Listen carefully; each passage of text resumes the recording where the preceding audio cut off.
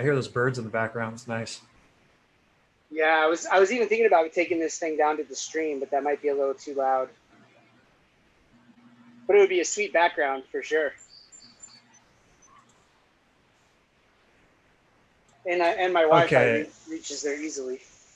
Oh yeah, I mean, if the person I talked to yesterday, he was moving around on his property, and we didn't have any problems. So yeah, it's kind of fun that way. okay, you can go ahead and share that. It should be up on my page. Up on your page, okay. I'm gonna let's see. Maybe I need to go back to your page. There we go. I see it. Share.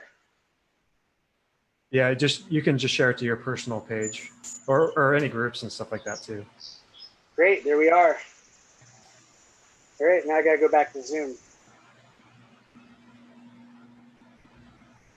Let's see. Yeah, me too. All right, there we are. And let me go. There we are. All right. Hey, everybody. We got 3 people right now. Welcome, welcome. This is the 0 Point Podcast. This is episode number 7. So we're rolling. We're still going. And my guest today is Rob Lenfestey. Am I saying that your last name right? Yeah, you got it. Lenfestey. Perfect. And let me read just a short bio real quick, and then we'll get started. So Rob Lenfestey is an educator and innovator in the world of radical, creative, and superhuman self-empowerment through his practices of creative convergence. Rob's passion is to give the gifts of knowledge, empowerment, and health to all. And just off the top of my head, I know that you have a chocolate company called Mandala Chocolates. Correct. Right? Yep, I know that you're, are you a certified Wim Hof? I don't know what the title is of that. You're certified Wim Hof method instructor, correct? Wim Hof method instructor. Yeah, that'll be pretty interesting to go in because I know that guy is very fascinating. And you're also a yoga slackliner. Yep, I got my yoga slacker shirt on right now. I teach slackline yoga and acro yoga, and I've created, helped pioneer some of the wilderness yoga modalities back in the day. That's awesome, man. Okay, so my first question, I guess, is, so when I first talked to you and I asked like what you were passionate about, one of the first things you said was strategies for creating a holistic and diverse lifestyle. And I guess maybe I'm interested in what you are defining holistic as, and what are your strategies for doing that? Oh, that's a great question. So holistic first, like defining holistic. For me, it involves really looking at all of the different aspects of human experience, what it means to live a thriving and empowered life. And this means, being physically, mentally, emotionally, and spiritually resilient and also expanding and growing in those ways. Having a direct relationship with the natural world, also in all of those ways, like understanding the plants and mushrooms and the foods and the water and basically your ecosystem and your community, skills that help us to build our relationships with each other into more sustainable, healthy ways. So these are all, and then creativity and arts and music. And right. It's like you don't limit yourself to just like, I just do one thing. You're trying to really do the whole cornucopia of human experience. Yeah, and there's really 2 strategies. You can either basically you could be a specialist and you can focus all of your energy into one thing, and you can gain that incredible amount of mastery. I got it. That was a nice catch. You can gain that, incredible amount of mastery in one given thing, but generally that's not going to make you a very innovative person in a given field because you've basically just focused everything into one spot. The other thing you can do is you can exercise and practice a multifaceted realm of different skills and put yourself in lots of different kinds of experiences and essentially expand yourself in a multi-dimensional way into lots of different avenues of experience. And by doing so, you may not attain that given like super mastery in any given field, but you're way more set up to be an innovator in any given field that you put your energy into, because you have the gift of contrast, contrasting experience to help to inform new creative ways of looking at any given problem in any given field. So it's choosing the path of the master specialist, which is important. We need those. And choosing the path of the innovator. Yeah. And, well, so it seems like our culture today wants everybody to be a specialist. Like, choose one thing and do it for decades, and then you'll be successful and you can retire at the end of that. Whereas I guess I kind of see people who are like myself who want to get into a bunch of different things. It's like you won't be rewarded for that. You know what I'm saying? Well, the thing there is that in order to be rewarded in the socio-cultural economic realm in this way requires more creativity, requires generally more time investment, and it requires being able to leverage the innovative aspect of what you do as a value system relative to society. Yeah. What was the first business that you started? Was it the chocolates, or was it maybe being a yoga teacher? Yeah, the first business that I started was my teaching, my going around teaching in the world. Basically, I used to travel and teach slackline yoga, acro yoga. Did my whole wilderness yoga adventures, and I would travel the country, actually travel the world, and teach workshops, retreats, teach at yoga festivals. For many years during that, I was actually helping to establish a lot of the yoga festivals around the world when yoga festivals first started to come into existence as a thing. Wow. So I was kind of part of that. It's kind of part of the incubation of that ecosystem. And as I've become less world traveled and more focused in a single place, I've whittled that down to some of the festivals and events that are more regionally relevant to Southern Appalachia and the South in general. Yeah. And kind of focus that stuff there. So I'm still doing that. That business still exists, still teaching, still sharing, still being a part of all those things. Just, let's see, I'm setting up this camera here. Sure. Just doing that as more an aspect of place than as a full-on traveling lifestyle like I had previously. Yeah. Did you ever go through a shift from like just thinking about how can I get paid to how can I just serve others and then the abundance will show up? Well, it's what's interesting is my natural predilection was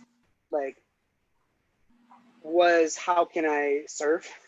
Oh, okay, so you're natural possible. Like that. Yeah.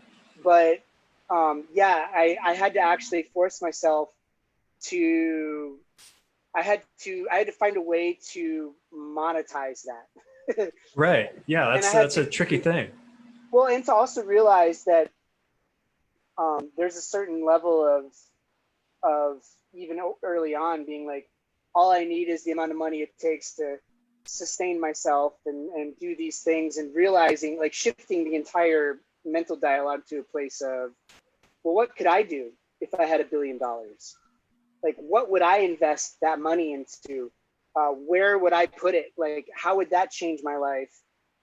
How could I change and impact ecosystems and environments what sort of conservation work and social work could I do if I had those kinds of resources, and realizing that people like myself and like you and people in our general community who have this greater perspective of health and well-being and holistic nature of life, and honestly who have gone through the rites of passage that let you know, like, that essentially give you that sense of your place in the planet. It's like, I have no, there's no part of me that gets any sort of excitement from just accumulating dollar numbers. But Right.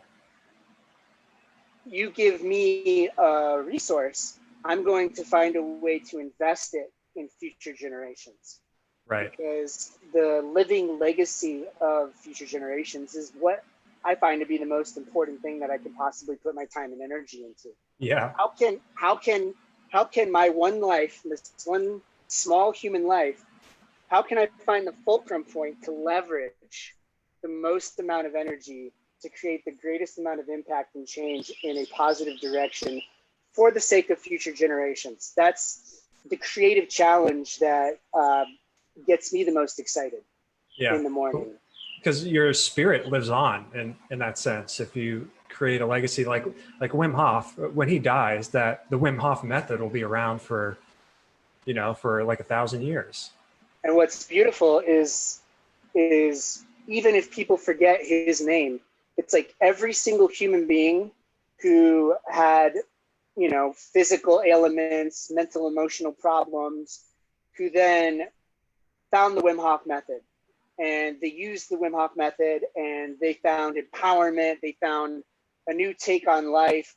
Suddenly that person, in their day-to-day interactions, when they're going out and they're interacting with all the people around them, they are inspiring, affecting, and changing the lives of the people around them through their own actions and just being themselves in a significantly and fundamentally different way than they were previously.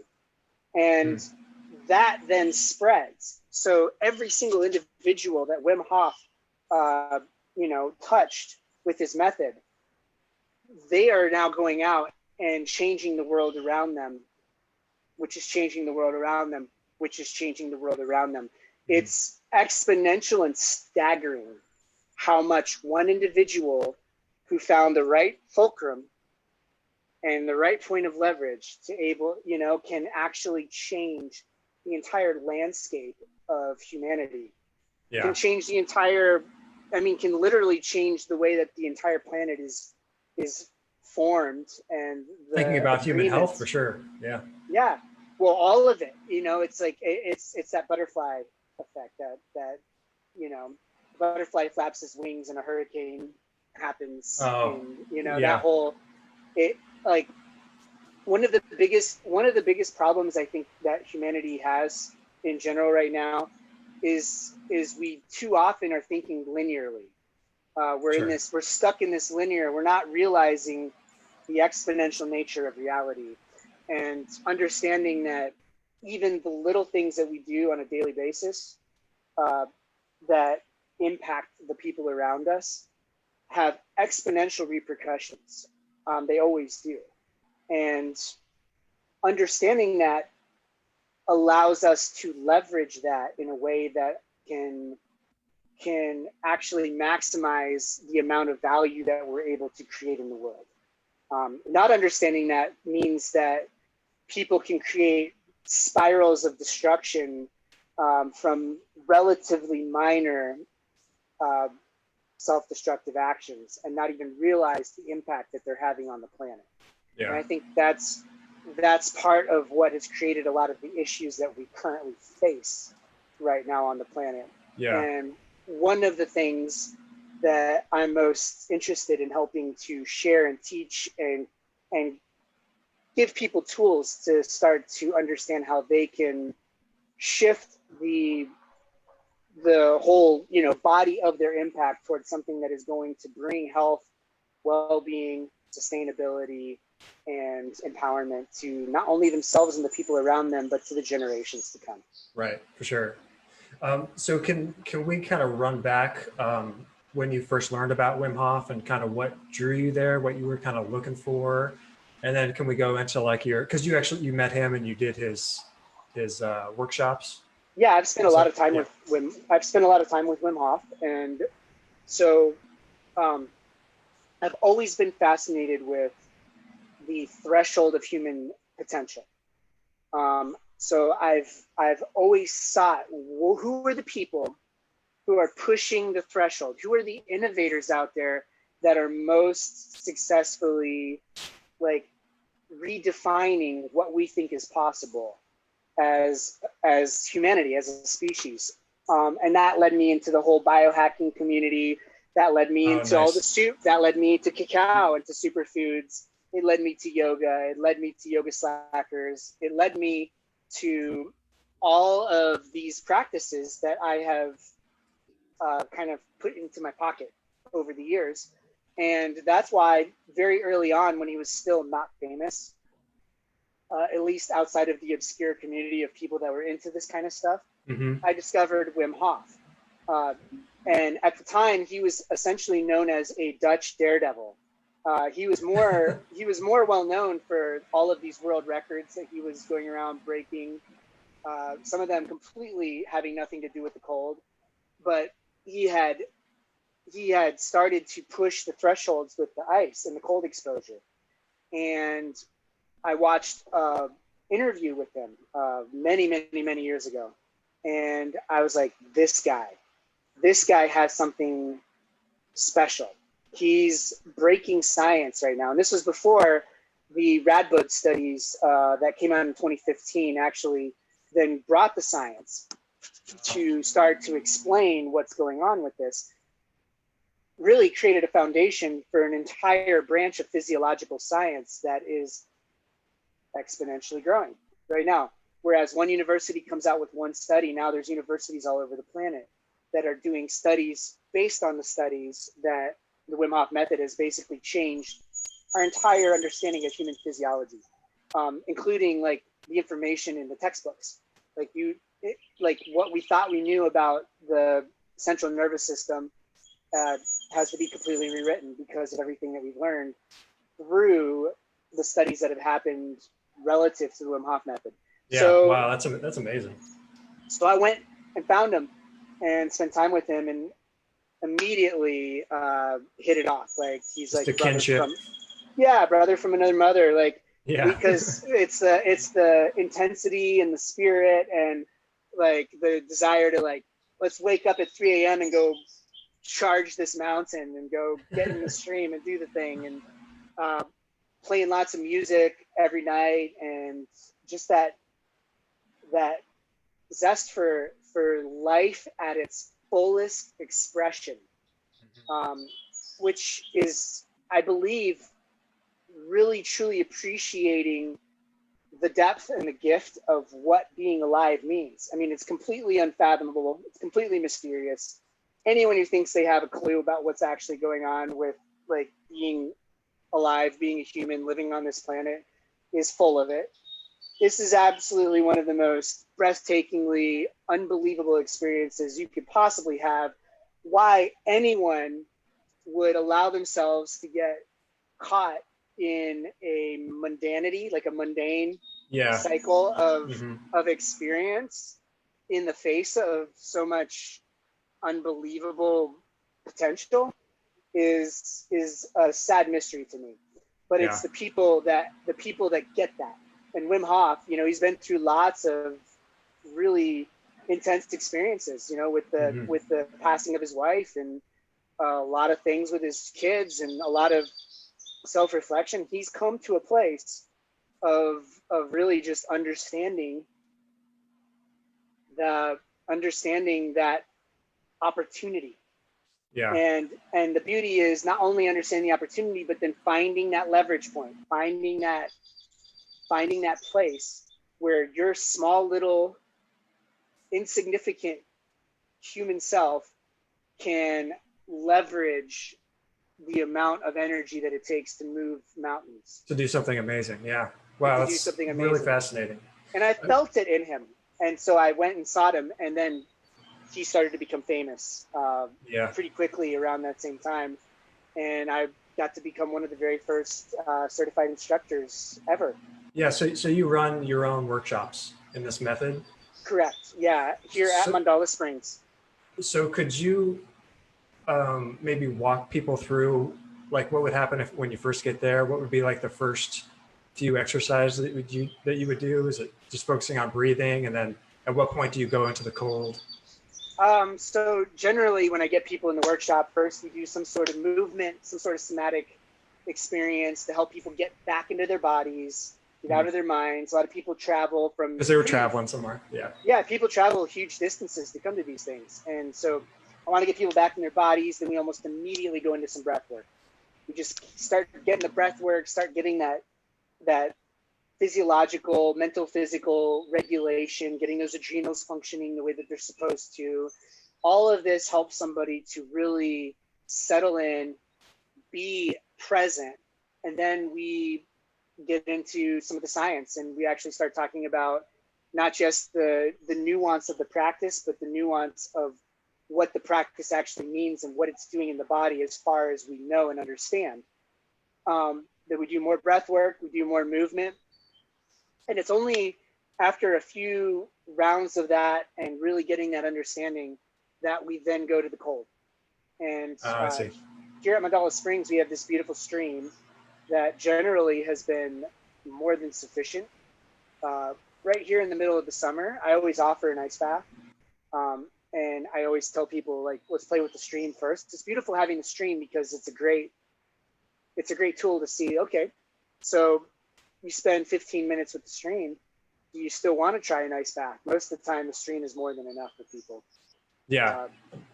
And yeah, so it's a really beautiful container here to be able to share this method. But What drew you to that area? Are you originally from Western North Carolina, or? So I am originally from North Carolina, more central North Carolina. But what's interesting is I spent a huge amount of my life, especially my 20s, traveling the world looking for that Shangri-La, that special place that had the combination of all the things I wanted in a place to settle down and live. And what's interesting is that it was always in Western North Carolina. And what draws me here is a multifaceted level of things. Number one, this is the most biologically diverse place in the entire subtropical world. The only place that is comparable is the Upper Yangtze Valley in China. And so there's more different plant, mushroom, and animal species here than anywhere else in the subtropical world. Number two, part and parcel to that is the water resource. Mandala Springs itself has over 30 springs that are a gallon a minute or more. Some of them are entire streams that come out of the side of the mountain. And number three, we're sitting on top of the single oldest and most settled piece of metaquartzite on the planet. So it's this super dense ancient stone. This is one of the most geologically inactive places on the planet. It's one of the most settled places. Oh, I see. So not a lot of risk for earthquakes and stuff like that. Exactly. Not a lot of earthquakes. Meaning some chocolate. Somebody just ninja handed me some chocolate right now. Nice. Which happens. But so I've been to, I lived actually in Nashville for about a year, and yeah, just the amount of water there, like even it doesn't rain, that often, but the amount of water that's in the streams is incredible. All that is coming from the ground. Yep. And That's what's beautiful crazy. I love the rain pattern too, because, people be like, well, there's rainforest up in, the Pacific Northwest. But that rainforest has these like large coastal fog systems.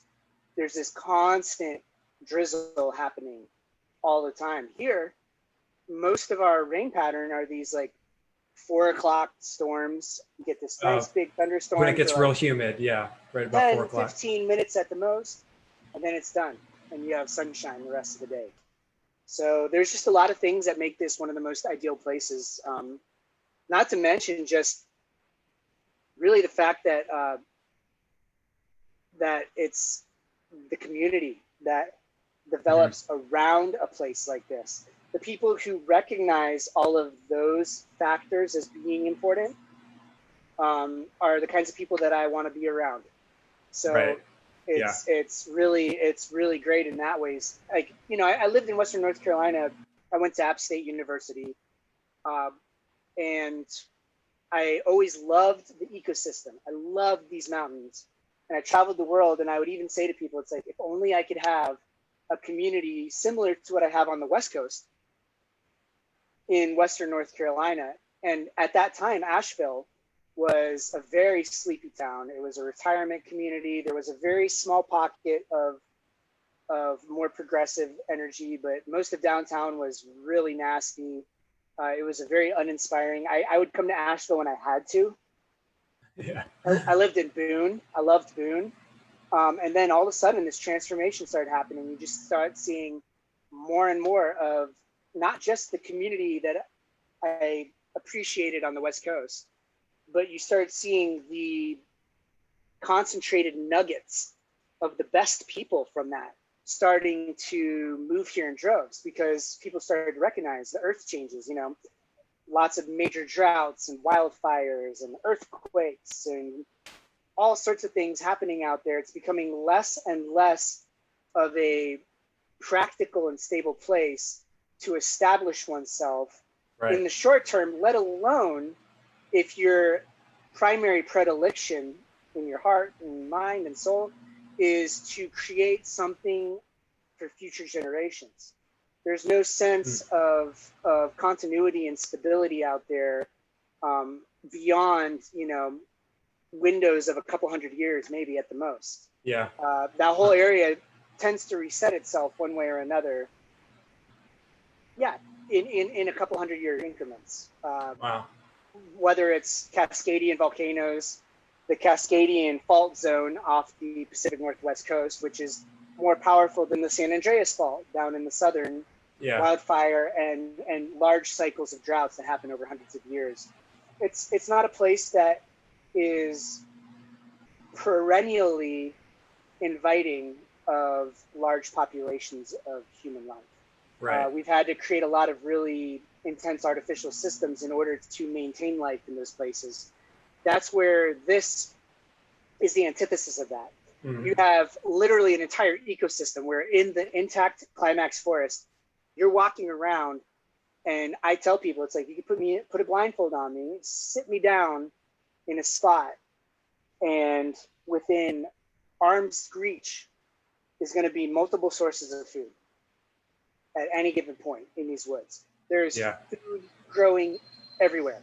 And it's not just food, it's food, it's wild food growing in mature soils with all of the mycorrhizal fungus and all the beneficial nematodes and bacteria. Everything is in that state.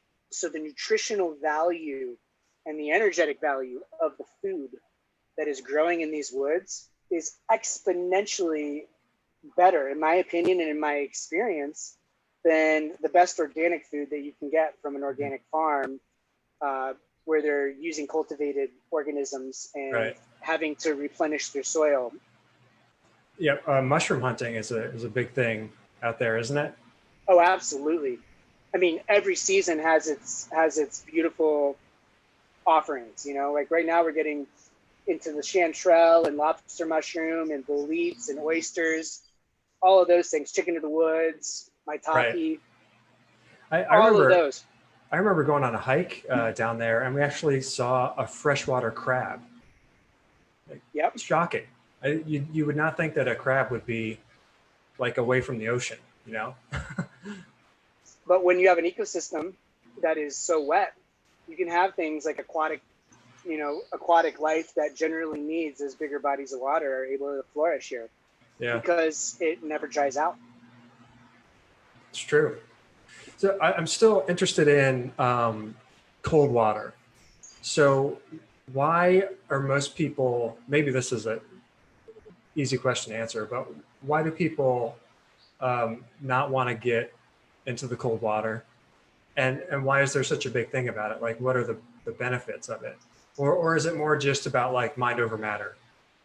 Oh, there are significant physiological benefits to getting into the cold, as far as like inflammatory response, uh, you know, activating your primary immune system response, and basically a lot of rest and restoration, as well as like the contrast, uh, which helps basically move things in the body, helps Oh, your circulation significantly. But I'd say completely related to that, but I would say even more important to that is training the mind over matter, specifically when most people get into cold. So if you suddenly like get into a frozen lake, most people without any training, first thing that's going to happen, they're going to get all tense. They're going to squeeze everything in. They're going to bring their arms right into their chest. They're going to start hyperventilating. They're yeah. going to go into a mild Fight or flight. fight or flight, Yeah. sympathetic nervous system response, automatic. And the beauty of the Wim Hof method is, so that fight or flight is a state that sadly in Western culture, most people spend most of their time in a mild or severe form of. Like people Right. are chest breathing, they're not Shallow using breath. they're not using the bottom half of their lungs. That shallow breath is a hyperventilation. A lot of people's normal breath pattern, the diaphragm actually works in reverse and prevents them from getting into the bottom half of their lungs. And so they're in this hyperventilation. They're in this fight or flight. So their body's producing small amounts of adrenaline regularly. What adrenaline does is it uses, it's very aggressive in the body. It uses all of the raw materials that we would otherwise be utilizing to create things like serotonin and dopamine and melatonin and all of these very necessary and important neurotransmitters and adrenal compounds. And adrenaline also, like basically, the idea of adrenaline is to run away from the tiger. Like you Right. need to survive. So things like digestion, things like detoxification, things like your prefrontal cortex, all of your creative abilities as a human being, all of these things get shunted. And all of that energy goes to your limbic system, to your lizard brain, Wow. and to your muscles, so that all you need to do is survive in this moment. Right. So adrenaline is literally creating an entire culture of kind of like stupid people, and I was just going to understanding say that, it's the survival matrix. well, and it's survival matrix. People and people believe this stupidity or this lack of intelligence to be something that they're just born with, inherent. It's who they are. And I'm here to say no. Like that's not at all inherent. It's something that if you retrain the body, you stop the fight or flight, you start having more resources to put into this part of your brain. You start building more synapses, you get more neuroplasticity. I believe there's a creative genius sitting in the core of every single human being. And nice. And all it requires is figuring out the patterns and strategies to re-express and reutilize all of the resources that body and mind have to start realizing more of that potential. So I'm a firm, not just believer in it, but I have experiential and at least anecdotal evidence that proves it in my own world, because I've witnessed people make that shift over and over again. And Wim Hof method has been one of the most incredible ways. I've seen people of every kind of demeanor come into a place of mental, emotional, and physical adulthood, where we live in a culture of maybe physical adults, but who can go their entire lives as mental, emotional, and spiritual adolescents. Yeah. Wow. And so I'm watching it happen in real time, and it's absolutely incredible. And it's I feel like one of the most single important things that we could do on the planet, because a mental, emotional, and spiritual adult can see the impact of their actions on others, on the environment, have more empathy to, you know, the plight of others and to the plight of the environment, will make choices from a more well-informed place.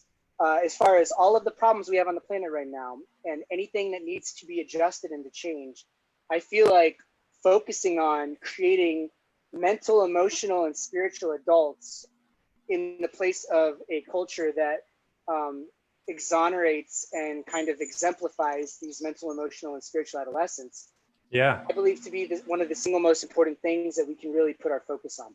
Oh yeah, that seems super important to me. Absolutely. So when you're watching someone go from being in like a survival matrix into going beyond that, what are some of the signs? Like they're going to have an emotional release, possibly. I don't know if there are tears involved or yeah. I would be shocked if this can happen without tears. Okay. But what it is like most people don't even realize, you know, they live in a culture, like we've been raised in a culture, and they watch television, they see how human beings interact on a television screen, they see how human beings interact around them. There's really not any way that they might even realize how emotionally shunted they are. Dampened, right. To realize how mentally shunted they are, and then by extension, how spiritually shunted they are. Are you still there? Somebody, you there? Oh, there. Can you hear me still? The volume changed just a little bit. Say something again. I'm back. Can you hear me? There you go. Yep. Now you're back. Yep. Okay. So people don't realize all of these ways that they're shunted because all of the people around them model that same level of shunted. Yeah. We're all just fitting in. Yeah. We think it's normal. And so when you have a practice like the Wim Hof method, you do the practice, you do the breath work, you do the cold training, slowly your entire body comes into an alignment. Your adrenals start functioning properly, your immune system, your detoxification, the machine is working the way it's supposed to, suddenly creating all of this excess energy, all of the raw materials to start building new synapses, to start growing in all of these different ways. And it happens naturally. So I watched, you know, some of my favorite people in this, in the method, some of the teachers even, they started out as like CrossFit dude, man, bro. Like, yeah, I'm gonna be cut. I'm gonna do the Wim Hof method. I'm gonna be able to sit in ice for 30 minutes. Blah. And they're that kind of individual. They start doing the method. Next thing they know, like a lot of the resistance patterns and structures are gone. Suddenly, that armor that they built around their heart starts to break down. The next thing you know, you see Mr. Dude Man Bro with tears in his eyes, expressing his authentic emotional experience, Sure. feeling confident and safe to do so, and becoming an expanded human being. You can see it in the eyes. You can see that spark and that sparkle. And I've watched it turn on in so many people who otherwise would have been cast in more of a one of the roles of not ever really breaking out of that for perpetuity. I've been watching this happen in front of my eyes. And part of that is the simplicity of the system. It's such a beautifully simple practice, the Wim Hof method. And we don't have to talk about that shift. Like, all we do is say, yeah, here's the physiological benefits. Here's what happens when you do this practice. Breathe, do the holds, relax, do the cold exposure, and do it as consistently as possible. And the rest of it happens actually automatically. Wim knows it. A lot of us know it. And what's beautiful is that it's being embraced by the greater public without that even being the goal, but that just being one of the natural, inevitable places that it takes you. Man, I hope we get there as a society, you know, where like that breaking through that is like a normal thing and something that people value, you know. What do you think it's going to take? What do I think it's going to? What do you think it's going to take to get more people involved in breaking through that? Or maybe it's really not up to us to get others to do it. Here's what I like to say to people. This is really important to me, and this is my strategy for when I'm talking about the leverage before, the fulcrum and the leverage.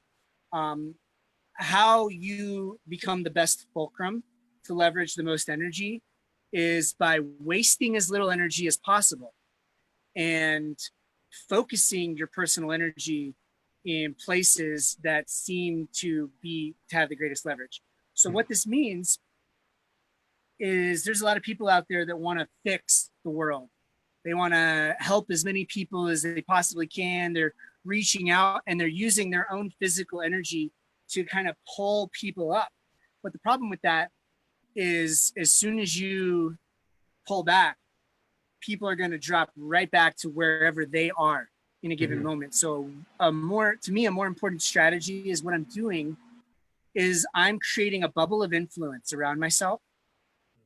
And that bubble of influence is impacting the lives of the people around me. So I'm very clear, and it's very important that I'm building this bubble slowly and intentionally so that my net impact is as beneficial as it possibly can be. And of course, I'm going to have, I'm human. I'm going to make mistakes. I'm going to have negative impacts on people from time to time. But my goal is to learn from those, to build that bubble as strongly and as impeccably as I can. Yeah. Then I slowly expand it. It actually naturally expands.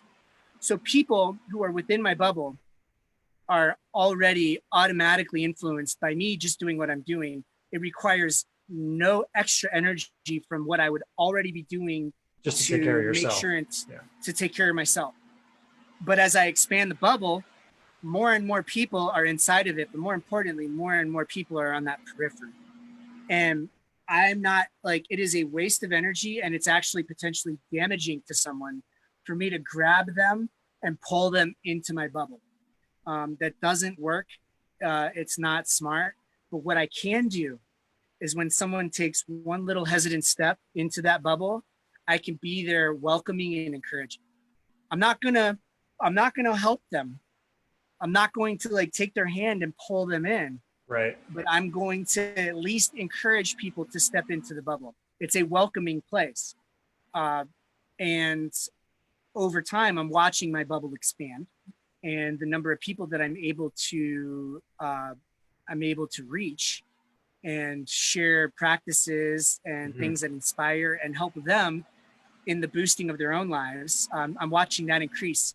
Simultaneously, I'm watching my own ability to take care of myself in better and more efficient ways increase at the same time. Right. So I'm not getting overwhelmed as easily in a world that requires a lot from me. Between Mandala Chocolate, my YouTube channel, and my world, and Mandala Springs, and the retreats, and teaching, and managing a community, and everything else, the potential for that to be overwhelming or to spread myself thin is high. Right. Yeah. But also, so is the potential for really actively learning and exercising the practices that help me to create more freedom within these structures and to basically play to my strengths. Yeah. And it seems like it really is just a lead by example. Lead by example, yes, rather than telling other people that you should do this and the benefits of it and everything. Absolutely. Go ahead if you want to keep going. I was going to ask about the chocolate. It's micromanagement doesn't help anyone. Yeah. And when people try to micromanage each other's lives, it doesn't really work very well. So it's micromanage your own little subtle world, and that should be enough if you're doing it appropriately. So yeah, go on about chocolate. I wanted to. Well, you're on a time frame, by the way. I'm just keeping track of time. I'm good right now, actually. Okay. Okay, so you have your own chocolate business called Mandala Chocolates, and I saw you talk about where you get the cacao from and why that's been a thing? Because I think most of the cacao has come from Africa or something like that. Correct. Okay. These days, commercial cacao industry is predominantly based in Western Africa. Okay. Yeah. And are there some downsides to that? And like, where do you source your chocolate from? So cacao is native to the Amazon basin. We actually only really scientifically understood that recently. We thought it was Central American. Oh, okay. Now we know very recently that it's actually native to even deeper into the Amazon. Wow. Okay.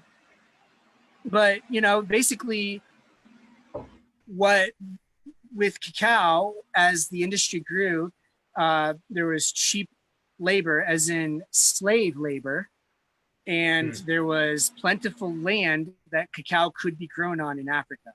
And the problem there is the soils, the soil microbiology, the different constituents. It's not the same. So the immune system of many plants, most plants, is first and foremost in that soil microbiological layer. And when you take a plant and you start cultivating in these massive monocrops in non-native soil where it's not from, Yeah. it has a compromised general immune system. Now, granted, you could grow it in the native soils and be doing it badly and dumping chemicals in and destroying that soil. And destroying that soil's life and that immune system. And you'll have the same problems. But in Africa, it's just exponentiated by the fact that it's not the native soil. So they're getting all these, there's this fungal blight that is really just rocking the cacao industry right now, especially in Africa. And these cacao pods are just basically turning black and rotting on the plant. And it's so problematic and it's so widespread that they're actually using this blighted cacao in the chocolate making. So a lot of people don't even realize, but all their Hershey's and their nasty chocolate is this blighted cacao. It's one of the single most, it's also one of the single most well-known and atrocious examples of continued slave labor.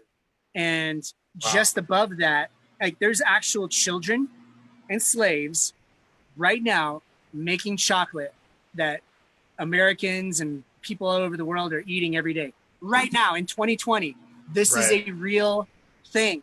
And just above that, you have an even wider field of people who are wage slaves. They're making just enough money to feed themselves, to have the most poor and completely insufficient home and housing. Right. And they have no choice. There's no way that they could possibly do anything else. It's as good as slavery as anything gets. So this entire population you have that is being controlled by this industry. And what's sad is when you look at cacao and at its fundamental, this is one of the most nutritionally dense, powerful, abundant plants that exists on the planet. It is one of the most special gifts that humanity has been given, as in terms of a plant that has all of these wonderful physiological effects, contains all these beneficial compounds, and has such a role to play in our health and well-being. So it's always been the plant of abundance in the Incan and Mayan cultures. It's been loved as this plant of abundance. It was used as currency.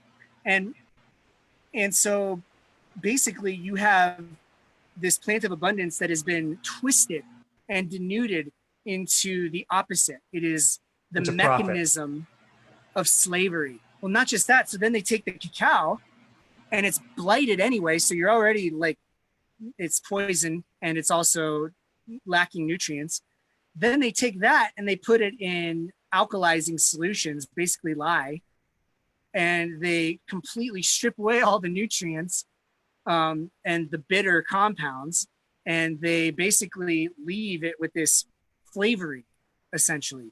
Then, to make it even crazier and less sane, that flavoring that has no nutritional value is the third ingredient generally after white sugar, processed poison, and milk solids. So like what people are calling chocolate these days is like some strange, I don't even want to call it like a Tim Burton caricature of what cacao could be. It's like if you twist something into something completely different. It actually reminds me of like in Lord of the Rings, the orcs were once elves that then got twisted into becoming orcs. It's like, I was just going to say, it sounds like an evil energy. I mean, evil energy twists things, you know, like it comes off as like being a nice, like good, you know, thing. But then when you look deeper, it's actually a twisted, it's, you know, so exactly. I understand what you're saying. And that's what it feels like to me. And I will never understand the mechanisms that have allowed our society to get to a point where this is normal and normative behavior. I'm kind of grateful for the fact that I don't fully understand that. But what I do understand is what is possible. So growing cacao in its native environment with really healthy soil, with all of the soil microbes and the mycorrhizae fungus, everything happening the way that it's supposed to, in communities of people that are not just making a good wage, but a thriving wage, where if they wanted to and they chose to, they could go do something else. And then what you have then is a human being who is choosing because they love it, because it's what they do. And the energetics of that, just the pure, simple exchange of that, you're automatically going to have a plant that feels better. There's endless studies showing how plants react to human emotion and projection. You know, where the students say, I love you to the one plant and I hate you to the other. And you can see with all other conditions being the same, you can clearly see. Absolutely. The major impact of human. So imagine the impact of human suffering and slavery in these African plantations right now, and what that's doing to these plants, what it's doing to the people. It's a cycle of destruction. It's a cycle of disgusting, like everything that we want to change on the planet right now, embodied in a cycle of a product, a plant, and a people. And being hidden from the people that are consuming it. Exactly. And people are just willfully, and I'd say this day and age, honestly, I don't want to give people too much credit here. You know, when we have access to so much information, everyone has a supercomputer sitting in their pockets. I want to hold people to a higher standard of willful ignorance in this sense, because all of the information is actually right there available. And it doesn't require even digging that deep this day and age to discover the atrocities that are being regularly administered upon the people, the planet, our food systems. So really, yeah. So then we have this South and Central American, opportunity here where we're working with indigenous communities. They're being paid a true living wage. They're loving what they're doing.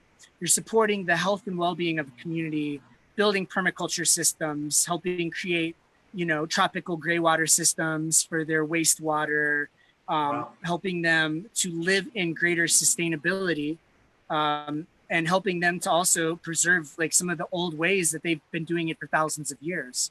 Right. Where that's been forgotten, helping them to bring systems back that help their communities to thrive.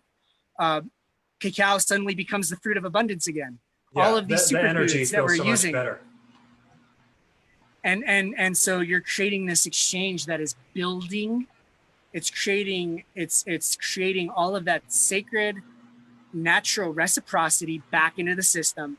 It's bringing all of the abundance. It's building structures of abundance in the world. Duh. I mean, it seems like such a simple, obvious necessity to me. And then we're then taking those different superfoods, including the cacao, and Mandala Springs here, my property retreat center here in Southern Appalachia.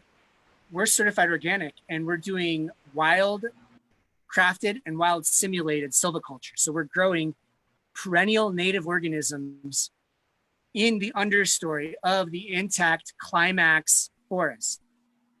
And we're harvesting just the fruiting bodies and aerial parts of these perennial organisms and using them in our chocolate. So we don't have to kill anything right now for anything that we're using in the chocolate. Like, we're able to take some of the excess of the aerial parts and the fruiting bodies. Fruiting bodies are given freely because by taking them, we're helping spread those organisms.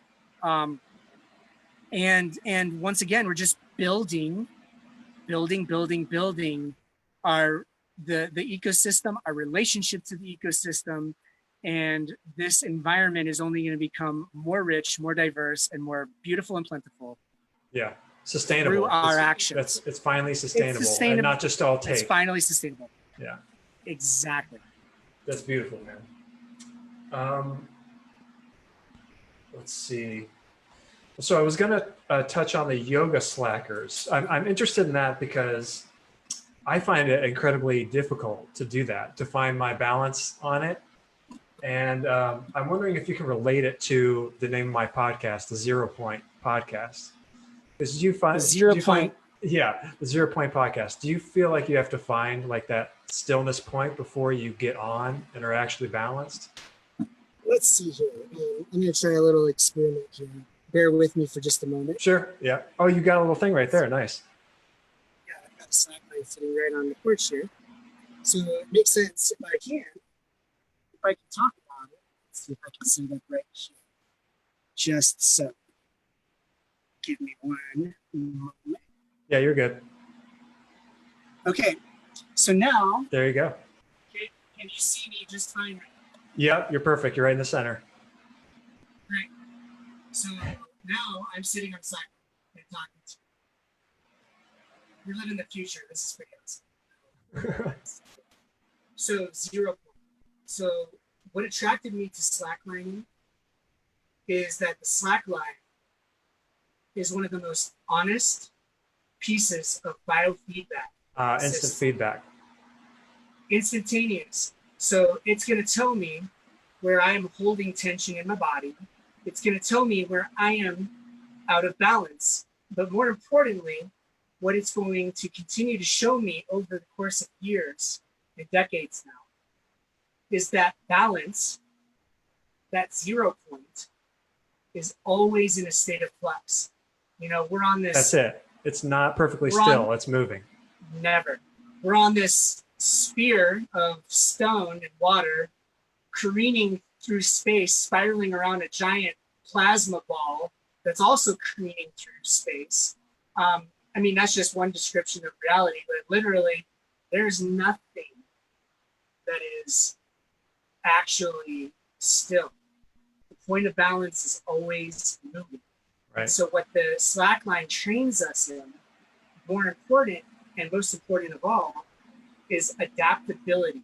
That ability to be able to feel and find that 0 point, that point of balance, where it lies in any given moment, and to be able to move between different positions in life. So this is a metaphor. You know, the slackline is a gorgeous metaphor. Be able to move through different positions in life and be able to maintain that relationship to balance as you change and as it changes.